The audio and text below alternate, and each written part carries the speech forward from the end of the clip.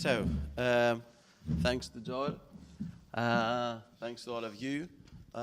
Let's see if we can have some discussion. Yeah, so I had a very basic question on the computer modeling, which I find really interesting. So, Laurent, you said that within the simulation, you can find out which agents might be missing or could be added or whatever, what I perfectly understand. So I just wonder, doesn't that depend very much from the perspective? So I guess you will find out perfectly about basic conflicts between certain actors, but doesn't finding a consensus require a normative idea? Finding a consensus, so an overall solution, doesn't that require a normative idea or perception? Okay. Does this work? Yes. Yes, this is actually related to a question that's quite common when computer modeling is discussed. The ethical question or the normative question, who gets to decide which agents are relevant, who we're going to include, what the concerns are.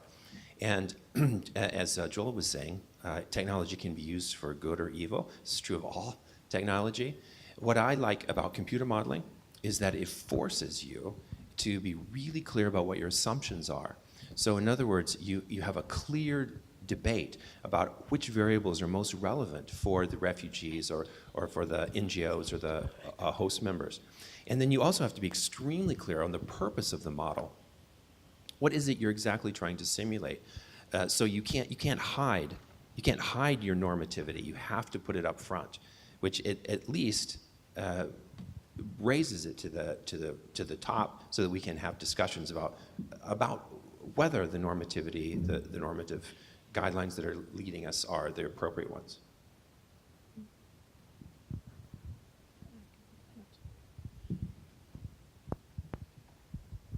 Thank you. I really... Is that working?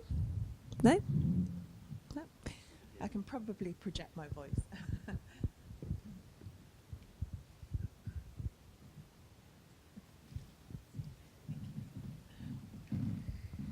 I really enjoyed the session this morning. I'm a psychologist and we do a lot of computational modelling of brain behaviour. So I'm very familiar with the concepts that you've been talking about, but very interested to see it apply to humanitarian issues. And one of the things I was wondering was, am I right in thinking that what you're doing is you're doing feed-forward modelling a lot of the time? So you're taking current situations, current knowledge, and then you're looking at what the outcome would be under different situations. Is that essentially what you're doing? So is it possible to reverse model? Is it possible in these situations to say, okay, this is the ideal outcome? And for the ideal outcome, what are the factors that would need to be in place to produce this ideal outcome? Yes, I want one of the real modelers to respond to this too, but this is called an optimization experiment, where you set up all the variables. Ideally, you can calibrate the models over time so that you can get them to replicate actual past behavior over a period of years or even decades, and then that lends credibility to the idea that you've got mechanisms that are plausibly causing the future that you're trying to simulate. Under that condition, you set up an optimization experiment and ask the computer to search all the variables in every dynamic. So under what conditions you're likely to get there? Because I think that that's really exciting, especially in these situations, because you know the kind of stuff that we do in the modelling is we'll take a brain damaged patient and we'll say, you know, given where the damage is, the extent of damage, the areas that have been damaged, what's the outcome likely to be, and we refine our models that way. Well, we can't do anything about that. We can't go back and change it because the damage has happened and that's going to be permanent. But what you have an opportunity to do here is if you do that optimization experiment, then you have the opportunity to use social psychology, cognitive psychology, to bring about attitudinal change and to mobilize your resources in place already so that you're preempting these situations happening. And I think that that's extremely exciting work. Yeah. I do too. Very well said, yes.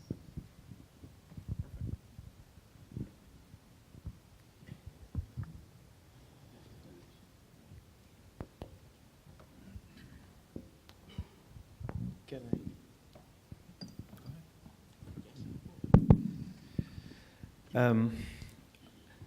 I would like to say something about this issue. When people think about models, they think about using a model for predicting something. I use this model and I get this. Nice.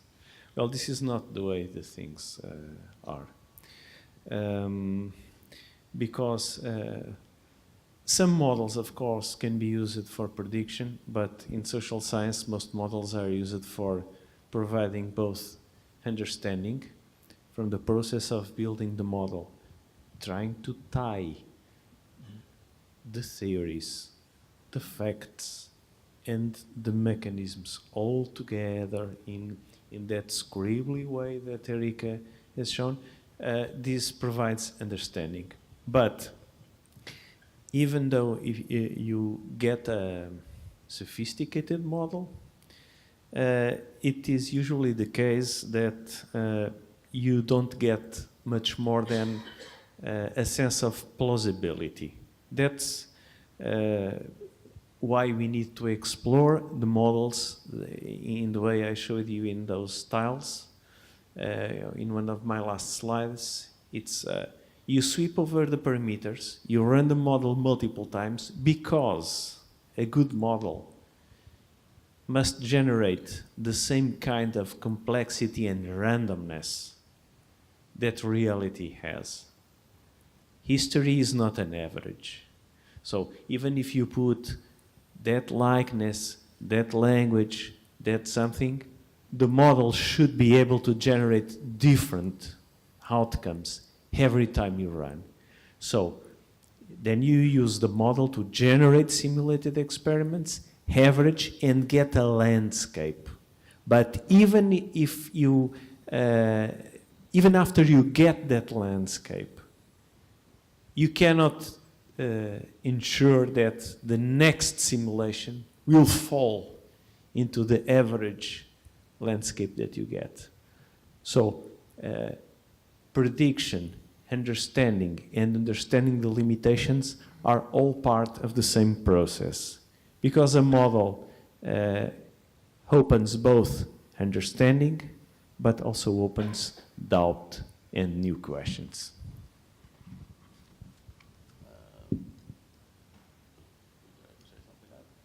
Stelios and then Christopoulos, then Vasilis, and then you see. Good morning, everybody. Stelios Demopoulos from the National Center of Scientific Research, Democritus in Athens. Thank you very much for the wonderful presentations. I just want to say that we've been working on crowd simulation for a number of years, and we have developed a fairly sophisticated platform for crowd simulation, also for simulation of simulators. So we are fairly aware of all the problems, and there are a couple of things that I would like to mention about simulation. First of all, you do base your simulation on a model. In order to develop a model, you need data. The biggest question is how do you obtain data, and what kind of biases this data introduce in the models you build. The second question is how you obtain this data, and if this data nowadays is a very sensitive issue, is compliant with GDPR, the General Data Protection system. In other words, they have obtained according to ethical means, and they are free of biases. Then you introduce the algorithms that may introduce another bias into the outcome of your data, which you need to take into account. So I would agree that simulations are a very nice tool if you want to see what if you want to solve what if problems, and you have a very concrete and non-speculative outcome in your mind. For example, in the case it was mentioned that we can use just the concept of a network to simulate the likeness on likeness, the biases on language barriers, etc., and eliminate the geographical dimension. This is probably not is a simplifying assumption, in the sense that distance or proximity does accentuate or flattens out, if you wish, tensions among different ethnicities and ethnic backgrounds. So to eliminate it from the picture and use only the network approach may not lead to a fairly comprehensive result, and may introduce certain biases or eliminate or mask problems that otherwise would have been there if the location parameter was taken into account. Nevertheless, I think this is a very good tool because it gives you some understanding that you can use in policy making, in starting the dialogue or starting the process. The last thing that I would like, and these are probably points and questions as well to the panel, the last thing I would like to mention is the danger that something that you derive from a simulation result or a simplistic result, if it gets the wrong publicity or the speculative publicity, may harm you than do good to you. So one should be careful in oversimplifying real life. And last question I want to ask to all of you is, this is a very labor-intensive work, simulation. It's not something that requires a lot of programming and a lot of data processing, etc. And you mentioned that you're planning to do this with a couple of PhD students. How can you tackle this with a couple of PhD students? How can you tackle this task, tremendous task of simulation, of social simulation, with a couple of students? We can't. Right. Let me finish just the question, and then you can answer. And would like to ask you if you have in your group computational sociologists on board. Yes, we do. The 3 PhD students and the 2 postdocs that we have, that's just at the University of Agder, in addition to the full-time staff that we have at the university. But the Virginia Modeling Analysis team, they have several. I think we've worked with at least probably 6 to 8 of theirs, and we also have people in Boston, computational sociologists and other experts. And then there are teams. We have experts from Oxford and other places in Europe that join us for these particular teams. So we can never do it with just 2 PhD students. You know, I'll chime in that, you know, for the, you know, we're very much on the response side, and of course I'm wearing an academic hat, But we, during Ebola and other things, we had Statistics Without Borders. We had, in fact, all of you, take a look on your phones. I didn't do my call to action, that we can all be involved, that, that we're dealing with crises here and other challenges. But if you want to help, if you're a graduate student, if you've got time in the evenings, if you have small kids that are interested in computers, you can be clicking on maps and helping with the Rohingya crisis. You can help on this side. And there are global networks of volunteers. We have thousands of people doing crisis mapping. Statistics Without Borders are great. Translators Without Borders, the big challenge for AI is translation. We're seeing that not only with the refugee response. I'm from LA, we speak 300 languages. When we're doing LA County efforts to help with child and family services and public safety, we're very blessed to have a diverse population set. But I do think, just as you said, it isn't always the formal, I'm a researcher. The greatest thing about open data and open source, anyone in here can learn some R programming. They can get open data. They can help solve problems. So it's an exciting time. But again, the base can grow forward. Let me take a hack at some of the points and try to be briefly. The most difficult part of a modeling effort is really trying to create an abstraction of the phenomenon of interest. The implementation is not that complicated. So just trying to start from the bottom up to your question. So meaning that as long as we're able to understand in the co-creation process, we need to identify those variables and those mechanisms. I would say that's the more complicated and labor-intensive part.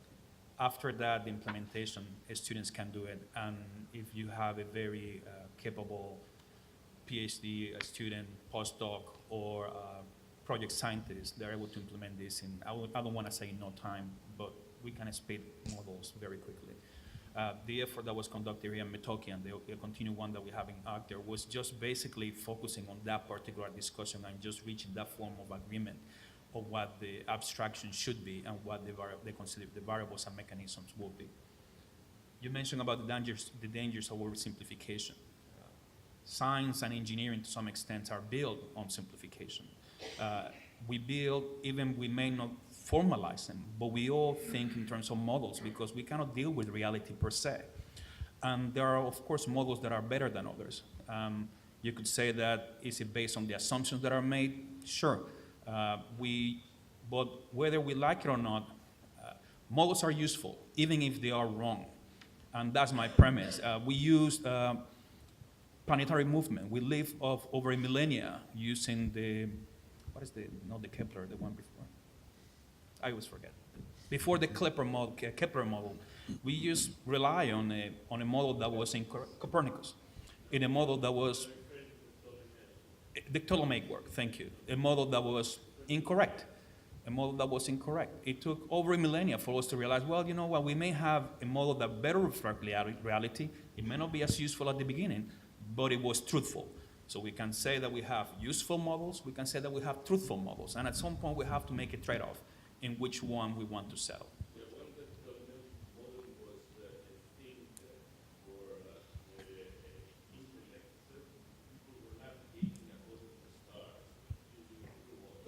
But at some point we need to have, and models become artifacts for us to communicate with one another and for us to be able to understand one another, because sometimes we live, as you mentioned initially, we live in our own biases, and just models have biases as people that collect data have biases. If you are an ethnographer, you live within the world, you do have some biases, and we can misinterpret data whatever we want.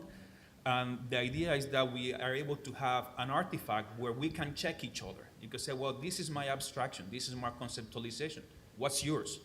And when you bring yours to the table, now we can have a discussion. If you don't have yours, then at that moment you could say, well, let's come into the table and let's try to formalize, to create an abstraction of what the model that you have in your mind. Similar to what we have done with our colleagues of ACTER and Boston, that the discussion was more about, well, what do you base your argument on? Is it just argumentation, or is it just something that is based on theory on data? So along the science, absolutely. The networks is an abstraction. We can make an assumption for simplicity purposes. May not be perfect, but it's the one that we have at hand until we are able to come up with a new one and a better one.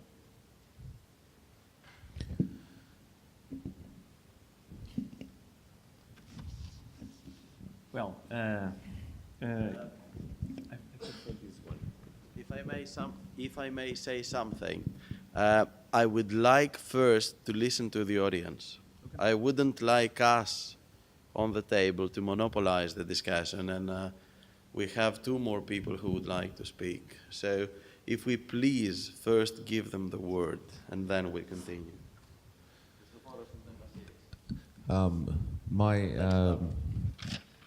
Kind of a practical question. Yeah.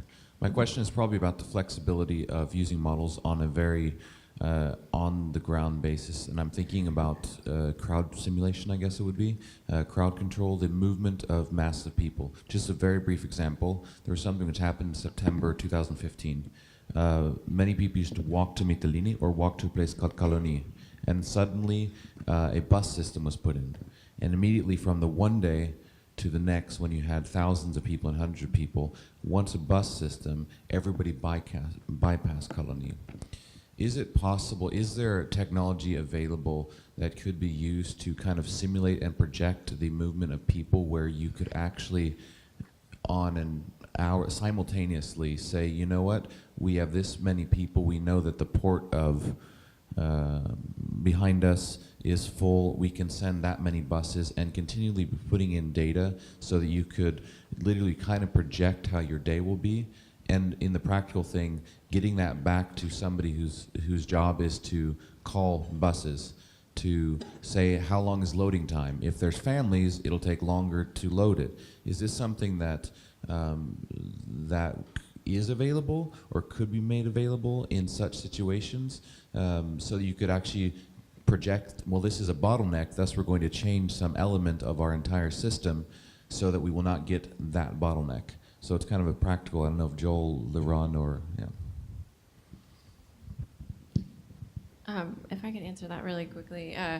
So that type of modeling exists for disaster planning. We've developed one at VMask that we use for hurricane evacuations. So it's not real time in that, say, the refugees themselves are providing data, but what happens is the emergency management people, they know something about the environment, and so say they know that this road tends to flood, and we're gonna have to turn all the roads outward in order to get everyone out, but we know that road's gonna flood, and so they can close it in the simulation, simulate what happens when the cars back up in other areas in order to figure out which roads they need to turn to be all one way. And we've done that analysis for Louisiana. In the post-Katrina era, they actually had a bridge where 2 trucks ran into each other face to face, and it took out one of the major evacuation routes. And so we've simulated that. And that simulation can run in 10 minutes. So it's not exactly real time, but you could say, you know, someone on the ground tells you that the environment has changed, or you know some environment has changed, that you can then simulate the options that you have available to you to alleviate that situation, and maybe to know that there's nothing you can do in some cases. And in our area, the evacuation is almost impossible. So what they find every time is, oh, we can't do this. But it is available to emergency planners, and so we do have the capacity, and it's based on Esri's maps, so it's all road network stuff that's brought in. So we can build simulations. I don't know that there is one out there that is built specifically for that, but yes, totally possible. Yeah. Thank you. This is an extremely interesting panel. Really enjoyed it. On Laurent, you mentioned about co-creating, working together to building things. Eric and Jose, the modeling component as an example, the the healthcare department gets together on a weekly basis or bi-weekly and discusses all the challenges. It was the first time that in 2 years, last week, that the hospital was represented. And then what I want to go to the next part on Carlos to say that the tensions in the hospital, refugees are going to the hospital and locals are waiting in queues. And this is causing tension in the hospital. Also, when they finally do get to see the doctors, and the doctors themselves have said they're quite tired, a lot of the times they don't understand the language. So this is a real challenge that's causing quite a bit of tension in the local community. And then, Joel, you've got a global network of stakeholders that also want to get involved. So I'm asking from a practical perspective, and I know it's in the next session, but all these things, if we could look to come together through a design thinking workshop or whatever it is, where we focus on practically, let's focus on the health team, bring some startups, if you like, around the world, the stakeholders that you spoke of, like in February or May. Just thoughts like I would love to continue working on specifically the stuff, that everything that you guys mentioned. How do we find a way to actually implement those practically, to actually take them forward? Because what's been inspiring about this conference is the real passion that everyone's brought to the table, that like people really want to genuinely find the solutions. So I just really, even if it's a small, whatever it is, next step that we do take together, it will be amazing to have that, because it's incredible, all the information and networks that you guys have, to actually implement it and actually turn the crisis into an opportunity. So I don't know if there was a question, but I'd love to know how we work together going forward. Thank you.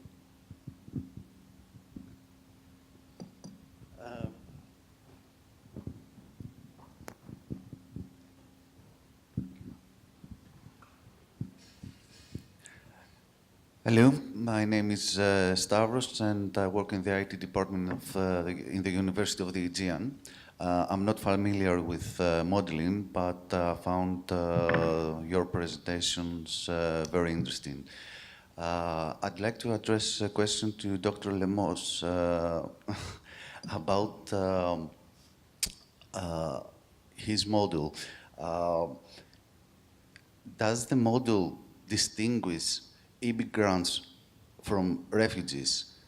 And I'm saying that because how you can apply the Norwegian model to Lesbos Island. In Norway, when someone is an immigrant, he or she goes there by his own will to work there, and the difference in here, there are refugees and they come here as a middle station to go to another country. So the integration between local and people and the immigrants is much more different than the integration in other countries that the immigrants wants to go there. So this is my question. Thank you.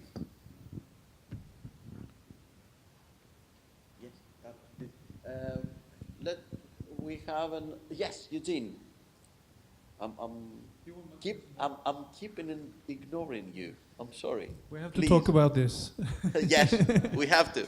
Thank you. Thank you for your presentations, and as you know, Leron, I think this field is very, very exciting. I'm thinking how we can apply this in practice here and make modeling useful for the situation on Lesbos right now.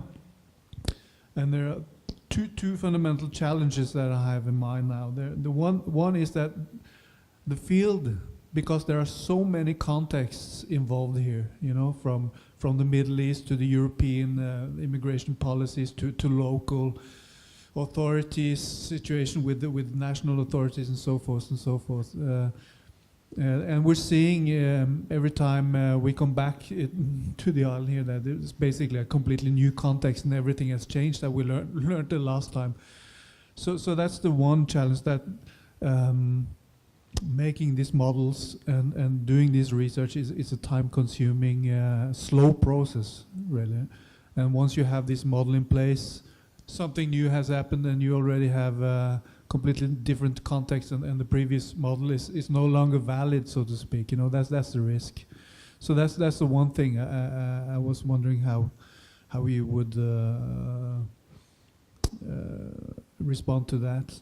And the other thing is that one of the challenges in this context as well is that basically we could argue that we know what we need in this situation. Is not the knowledge that is the biggest problem here. Is the politics and the power relations involved in this, So that's another challenge here. How do we overcome that obstacle going forward here in this work?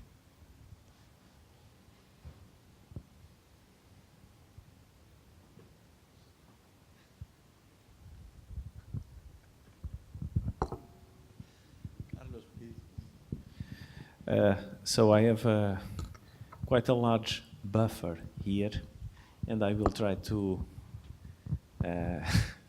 download it one by one so that everyone gets an answer.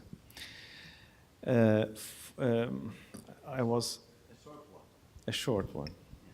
Well, I will start trying to create a thread.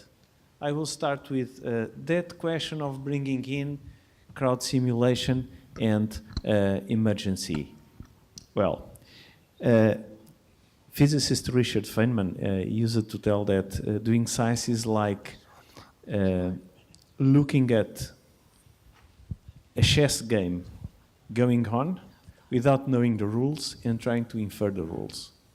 So at some times, if the board is relatively clean, you can infer that pawns only move forward, that the king only moves.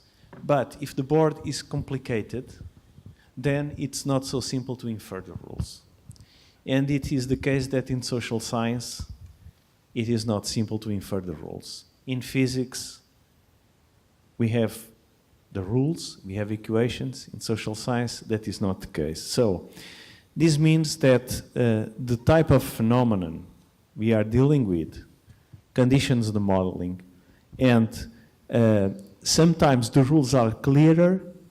For instance, in crowd simulation, for evacuation a building, we have the rules are well known. We have very good models. But it's different to model crowd evacuation in a building and crowd evacuation in an area struck by a disaster.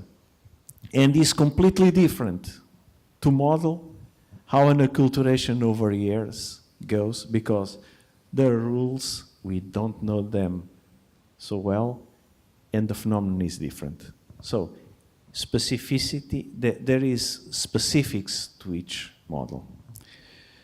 Then another question is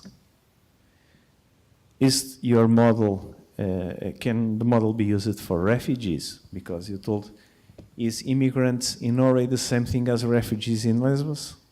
Well, one of the advantages of modeling is asking us, is that we can ask ourselves what is the same and what is different in both situations. So, if for refugees in Lesbos, the same things such as how I form ties, are the barriers the same? Is the problem one of modeling altruism and egoism and how I try to get my support? If it is the same, then what we need is different parameters, adaptation of scales, but this is what in modeling is called fertility. Sometimes a single model can be used to model more than one situation, and in other times it cannot.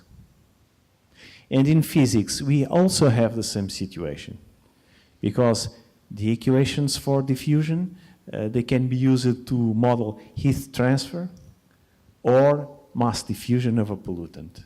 It's just the coefficients that are different because the law is the same. So, and this is the frontier. So, if this model, our model, is expandable, that likeness matrix right now just includes 2 abstract origins, but it can include 3.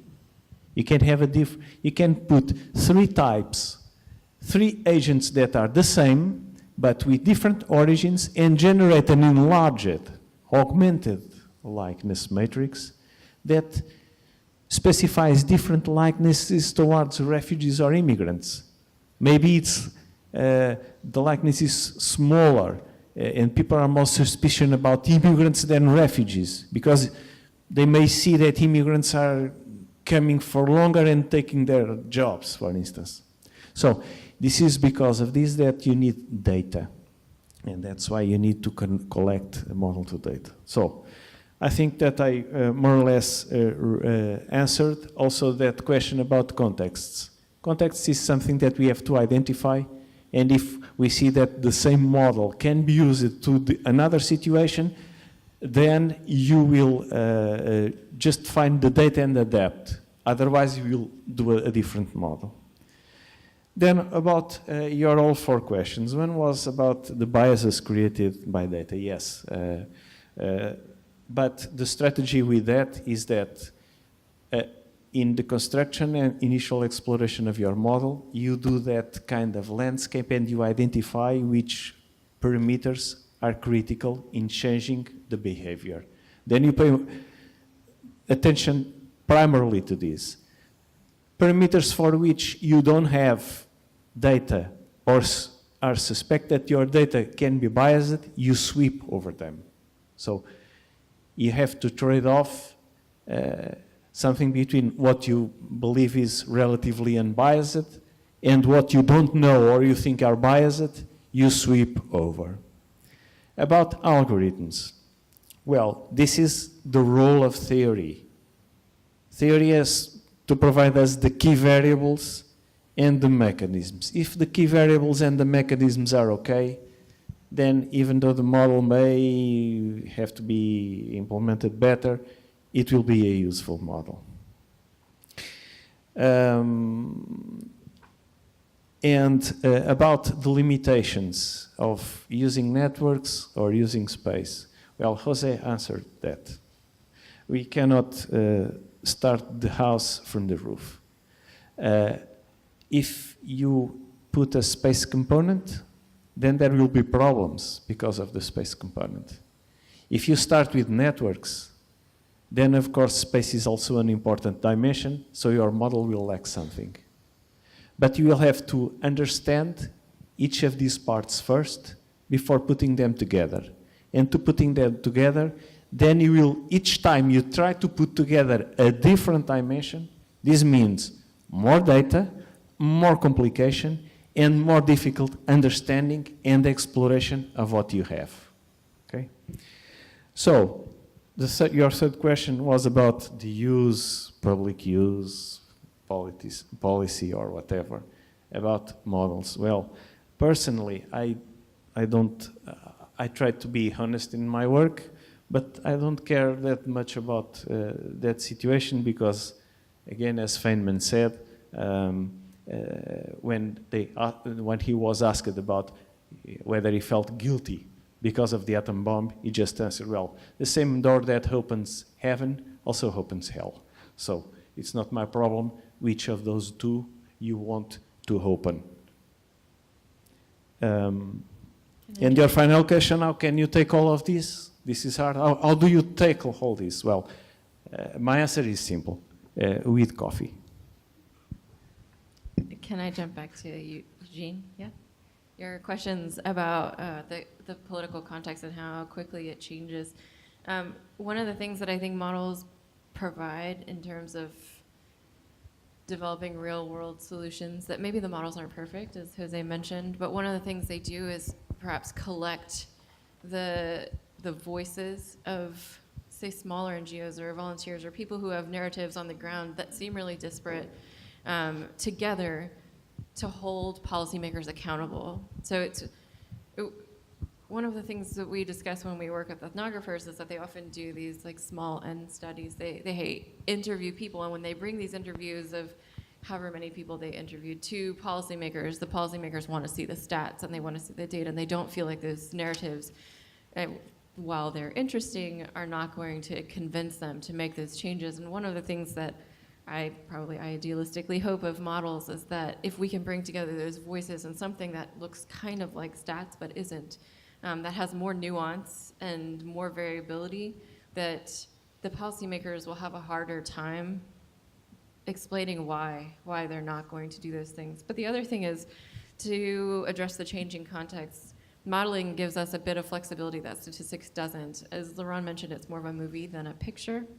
And so we can actually sort of tune our models. So if you come back to the island and you find that, say, the political situation has become more left-leaning than right-leaning, we can theoretically build this into models if we understand how political leanings affects, say, locals' attitudes towards refugees, and then how those policies play out in other ways, that we could tweak the model dynamically to reflect the ongoing political changes, whether it's at the local level or the state level or at the international level, these things, if they're considered to be important mechanisms or factors in the model, can be built in and then adjusted so that they can accommodate the different, say, time periods in the history of the humanitarian response.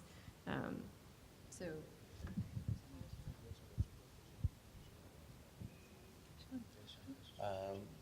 Nikki.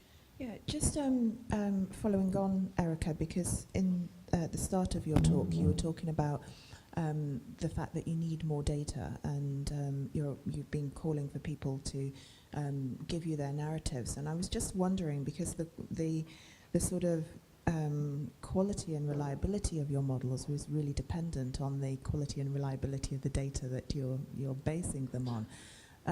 And it was really a request to you. What data are you missing at the moment? What data do you need? Is there a practical way in which the NGOs and volunteers working in the camps can collect that data for you? I mean, I see the huge potential in what you're doing, but I can also see the limitations because you're reliant on sources of information that might be biased or unreliable. So what do you need, and is there a way in which we can facilitate getting that to you? I'm going to say something really controversial. As a social scientist, I sort of avoid the idea that all data is biased if it comes from people. I think that everyone's narratives, everyone's experiences in that situation, it's not biased, it's a bias in a way, but if we can put those narratives together, we start to envision the big picture. So I actually wasn't meaning that the narratives are biased. I was thinking more that the statistics that you're getting from the statistics office are biased. So, yeah, I think... or at least not biased, but unreliable. The number of people coming in, the number of people moving, the number of deaths, that kind of thing.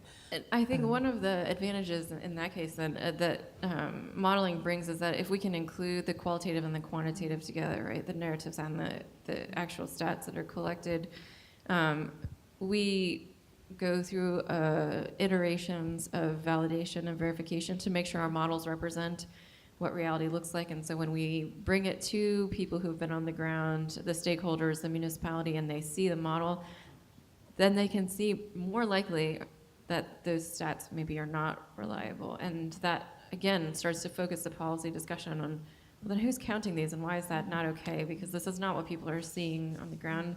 That models give us some of the flexibility, but also the accountability, right? To go back and ask the people who have seen these, or the people who collect the data, why these models are not representing what other people have seen. But as far as what kind of data we need, all of it. Anything that relates to the humanitarian crisis, whether it's personal narratives, whether it's dependency models of what organizations depend on which and who depends on what, or the data that's collected. I was told UNHCR doesn't collect disaggregated data of arrivals, but... So could that be a project? I mean, we've been talking yesterday about the use of technology in the camps, and we were looking at it in relation to education, but the people here from the University of Aegea and were saying, well, we can do training, we can do courses. Could this be a project? Could data gathering be a project where you're working with your local university stakeholders, you're training people in the camps to collect this data and update it online or something? Could that be something that's a solution, a practical solution to help facilitate the work that you're doing, but also to train and to engage the people in the camps in bettering their own situation and empowering their progress? If I may something on that, we are jumping now to our next discussion, next session, because this is exactly one of the things we will have to discuss next hour. So please let it for after the coffee break. But yes, in my wildest dreams. Yes, absolutely. Absolutely. Stelios.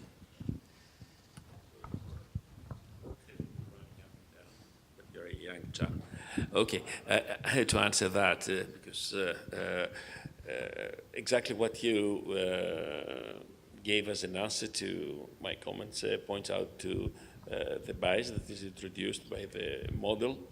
For example, ignoring the sense of geographical location in the network approach can introduce a substantial bias, if you wish, on the outcome of the simulation, and depends on how one would like to interpret, explore, or speculate on it, can be something that has certain ramifications, okay, which we cannot ignore by saying, well, we can open, I'll open the door and I don't care whether it leads to hell or to paradise. Okay, I fully subscribe to that, but if we want to solve a problem, we don't want to make it worse before we attempt to solve it. So, I'll weigh in on this, that, you know, beware of experts, you know, and when things get overwhelmed like WHO, in fact, I love that you're from NCSR, you've got great fire evacuation models and a lot of your EU Horizon 2020 funding to the question about using buses, and, you know, that was the bane of Katrina and other things, is those same bus evacuation models are not just for the other, that's what you're going to use. I'm from California. We get decimated by the same fires, floods, crises that you have here. So what we can build there, we can just put them on GitHub. You know, we'll speak more about it, but I absolutely concur. I love the fact that we've got these academics that are capacity building educational experts with UNICEF and our brilliant colleagues. They're all 19 and 20 from Afghanistan and elsewhere. Those are the brilliant minds that can learn these models. They can learn some coding. We do it in the co-creation lab that's being built by Vasily in conjunction with Humanitarian Lab and other folks. And you also are getting a bigger tent. So in terms of bias, we see that in Silicon Valley. It's not just a he for she mantra of let's just get more people on the board. You know, I work for a company where, again, all of our staff have been refugees, and all of them are from Kashmir and South Asia and elsewhere. And so you are also asking the questions that, to be frank, you're not just solving white men's problems. I was at a big event with Google and ITU, and, you know, they were talking about self-driving cars in North America. There might be, you know, 100,000 truck drivers that might be useful for them. And then a Facebook engineer from Uganda got up and said, well, let's maybe take on AI for agriculture and picking problems. We might need to pick the right problems because we need a big tent. So that's just my feeling, and I think this is just, we've got the solutions here on stage. We've got the solutions here, but together. It's a great question. A last answer, if it's okay, and then let's have a coffee break. So, Carlos, please. Well, again, about your question. So, you ignore space, this is a limitation. Well, we don't have time, but you could just start here as a very simple exercise. Putting space into this model is building version 2. So, space is important, okay. Then, how can we do that?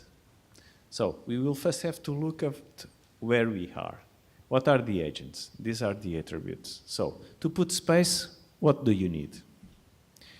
The simplest thing is a space grid and position for the agents. But then you will have that likeness will not have been to be related just to how you communicate on a job or whatever, but will have to do with neighborhood. So probably you need it to have more than one likeness. Then you move from a stationary, the problem is that you move from a stationary to a non-stationary environment and things get a lot more complicated. All right. I wasn't referring to the scientific, I was referring just to the fact that these two methods are not equivalent and there is a bias, that's all. I understand very well what you're saying. I'm not arguing with that. All right. Because, okay. Well, it's a strange thing for me, at least strange, to cut off a dialogue in this meeting. But let's continue. Coffee is a strong argument for that.